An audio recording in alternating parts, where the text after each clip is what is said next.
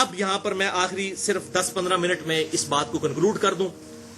جو منکرین حدیث جو ہیں حدیث شفاعت کو نہیں مانتے، وہ کہتے ہیں جی قرآن میں تو ہے شفاعت کسی کی اللہ تعالیٰ کے اختیار میں، اور آپ کہہ رہے ہیں جی یہ ساروں کو بخشوا لیا جائے گا، یہ قرآن کے خلاف ہے شفاعت بالوجاہت کا عقیدہ. تو بھائیو، ہم شفاعت بالوجاہت کا عقیدہ رکھتے بھی نہیں ہیں، ہم شفاعت بالاذن کا عقیدہ رکھتے ہیں، اور قرآن اس کی طرف ہمیں مائل کرتا ہے. یہ منکرین قرآن ہے جو شفاعت کی حدیث کو نہیں مانتے.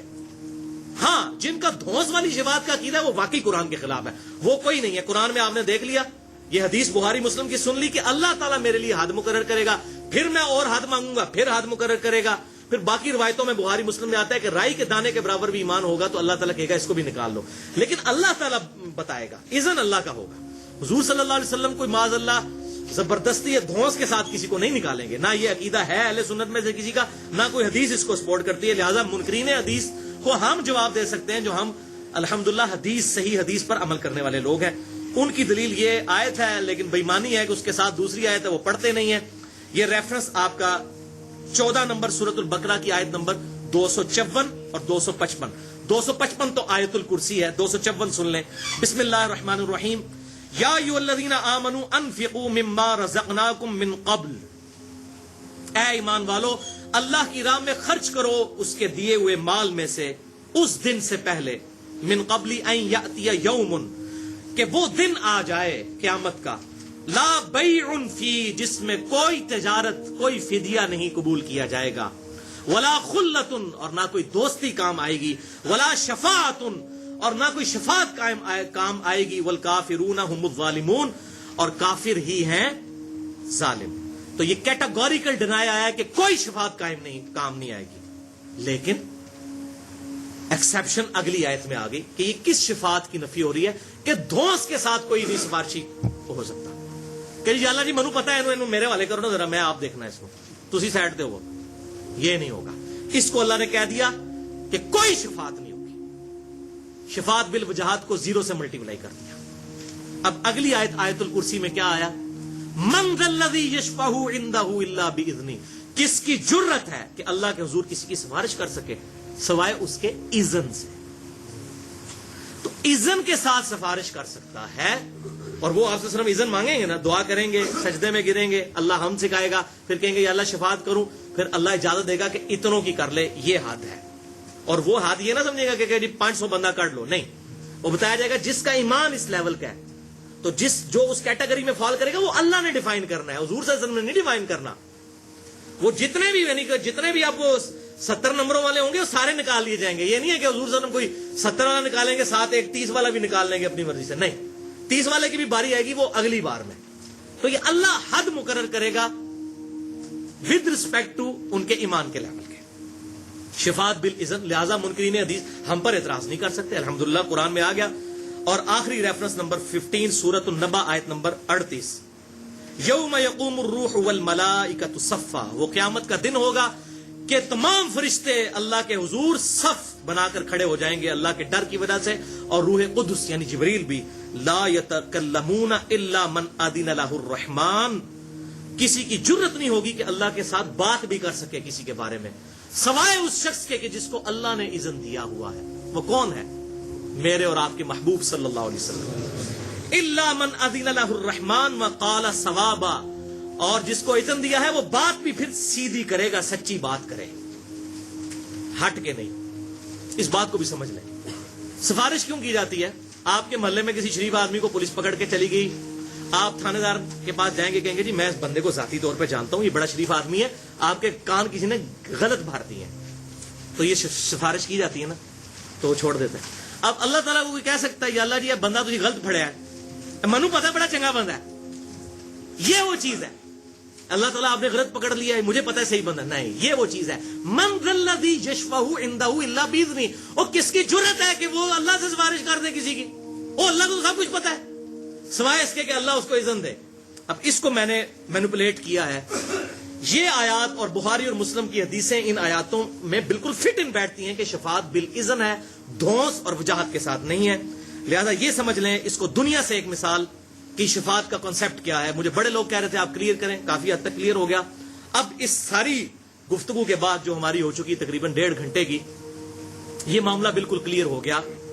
تو بھائیو شفاعت کا کانسیپٹ جو میں نے سمجھا ہے الحمدللہ ان دلائل کی روشنی میں آپ کو کلیئر کر دیتا ہوں. آج کے دور کی مثال سے, مثال کے طور پر کسی کالج میں پرائز ڈسٹریبیوشن سیرمنی ہو جس میں پوزیشن ہولڈر بچوں کو انعام دینا ہو, تو کیا ہوتا ہے کہ کالج کا پرنسپل کسی کو مہمان خصوصی بلاتا ہے. کسی ریٹائرڈ ٹیچر کو بلا لیا, کسی عالم کو بلا لیا, کسی M N A M P A کو بلا لیا, جس کو بھی اپنے شوق کے مطابق. پھر جب وہ لائق سٹوڈنٹس کو کپ دیتا ہے پرنسپل, جو کالج کے پیسوں سے خریدے گئے ہوتے ہیں, اس کا آنر پرنسپل اور کالج ہوتا ہے, اور کالج کے بیہاف پہ پرنسپل. وہ کپ جو ہے خریدے انہوں نے, سب کچھ مینج انہوں نے کیا, لیکن مہمان خصوصی کے ہاتھ سے دلوائے جاتے ہیں. اب کتنا بیوقوف ہے جو یہ سمجھے کہ اس مہمان نے یہ کپ دیا ہے. کسی کو وہم بھی نہیں آتا, سب کو پتا ہوتا ہے کہ اس مہمان کی عزت افزائی کی گئی ہے, دینے والا یہ پرنسپل اور یہ اسکول ہے. بالکل اس طریقے سے ہمارے محبوب صلی اللہ علیہ وسلم کو کوئی اس کے ساتھ ریزیمبلنس میں نہیں کر رہا, یہ سمجھانے کے لیے تھا, اس کو کوئی آپس میں میچ نہیں, اینالوجی نہیں بنانی. آپ صلی اللہ علیہ وسلم کو اللہ تعالیٰ نے قیامت کے دن کا مہمان خصوصی بنایا ہے, مقام محمودہ.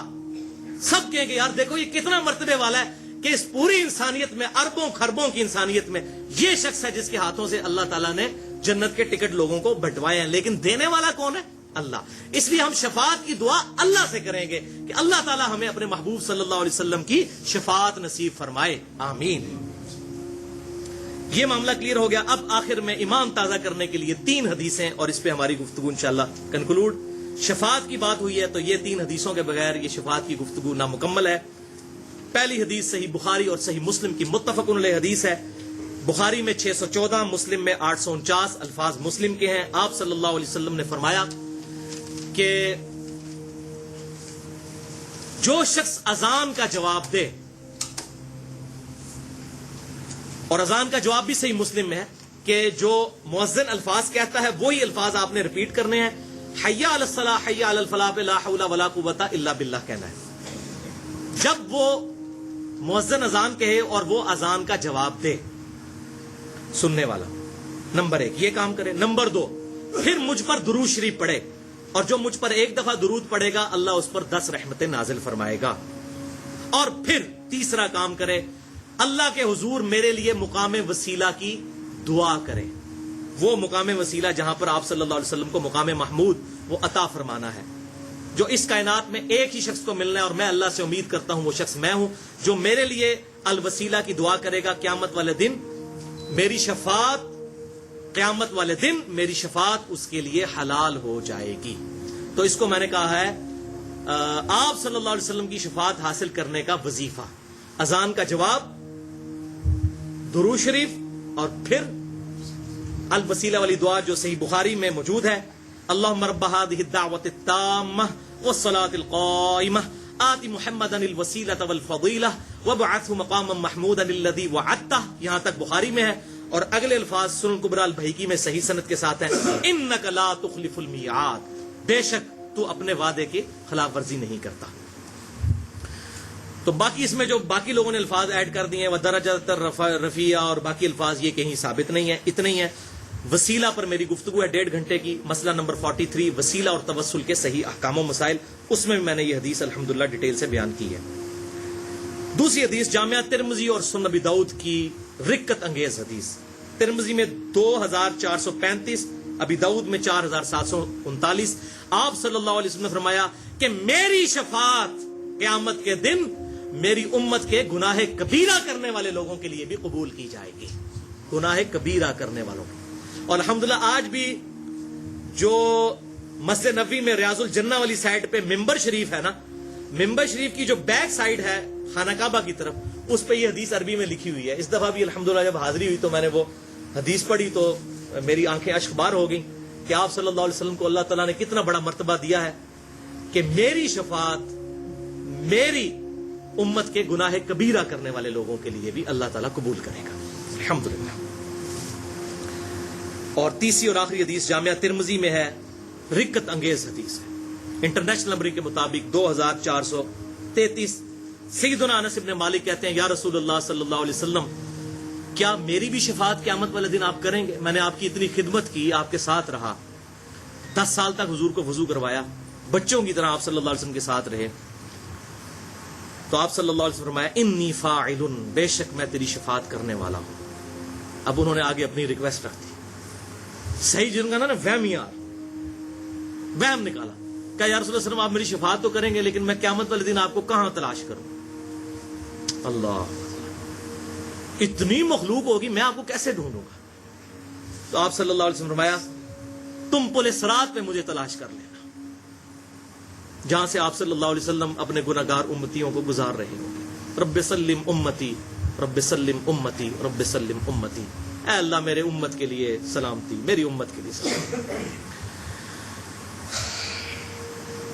انس بن مالک نے عرض کیا اللہ کے رسول، اگر میں پل صراط پہ آپ کو نہ پاؤں تو پھر میں کہاں تلاش کروں؟